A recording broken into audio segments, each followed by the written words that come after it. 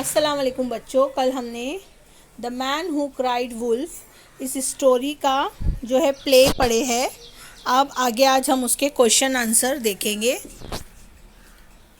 चलो स्टार्ट करते हैं question answer. Answer the following questions.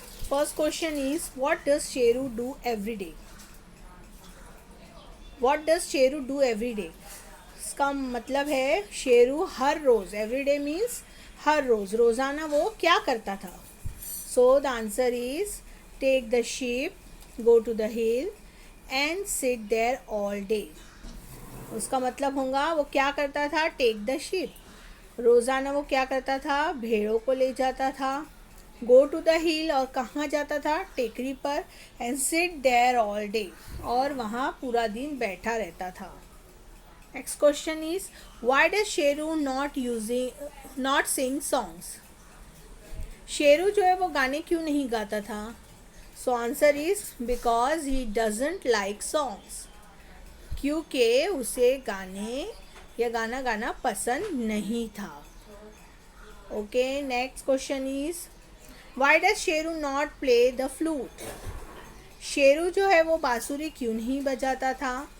So answer is because he doesn't like flute, क्योंकि उसे बांसुरी बजाना पसंद नहीं था। Now next question is why does Sheru not read a book.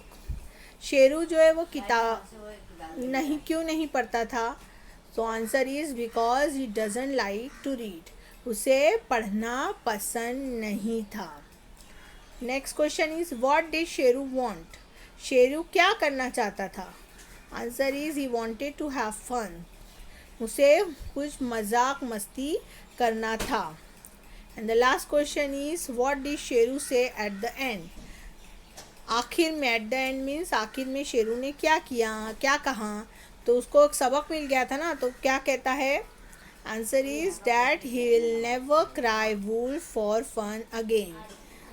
He will never cry, उसका वो क्या कहता था कि क्या कहा उसने कि वो कभी नहीं चिल्लाएगा इस तरह से वुल्फ वुल्फ कहकर मजाक के लिए दोबारा। उम्मीद है बच्चों आपको समझ में आ गया होगा। मिलते हैं नेक्स्ट वीडियो में, जब तक के लिए अल्लाह हाफिज़।